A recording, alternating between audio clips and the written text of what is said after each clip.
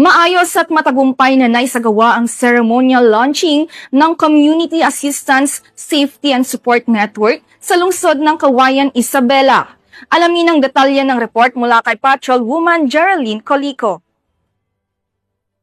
Tuloy na pagpapatibay ng ugnayan at pagtutulungan ng kapulisan ng Cauayan Component City Police Station at sa buong komunidad tungo sa mas ligtas na pamayanan ay maayos na inilunsad ang Community Assistance, Safety and Support Network dakong alas 8 ng umaga kahapon, ika-8 ng Setyembre nitong taon sa Cauayan Component City Police Station, Barangay Cabaruan, City of Cauayan, Isabela. Ang nasabing programa ay aktibong dinaluhan ng mga iba't ibang sektor sa komunidad kung saan kabilang dito ay ang mga Filipino-Chinese at mga dayuhang residente. Sinimula ng programa sa pamamagitan ng isang mataimtim na panalangin na sinundan naman ng maalab na pagbati ni Police Major Christian M. Felix, Deputy Chief of Police ng Cauayan Component City Police Station. Sa kanyang mensahe ay kanyang nilinaw ang importansya sa pakikipagtulungan ng buong hanay ng kapulisan sa bawat miyembro ng komunidad para makamit ang kapayapaan at kaligtasan ng bawat isa.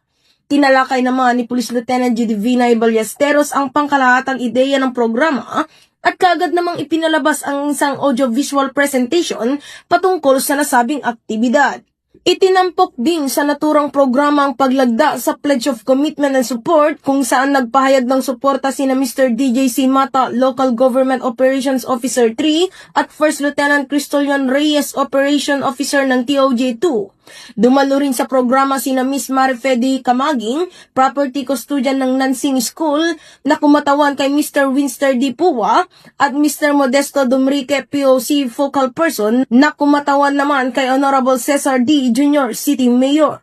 Bilang hudyat ng formal na pagbubukas ng programa, isinagawa ang ceremonial ribbon cutting.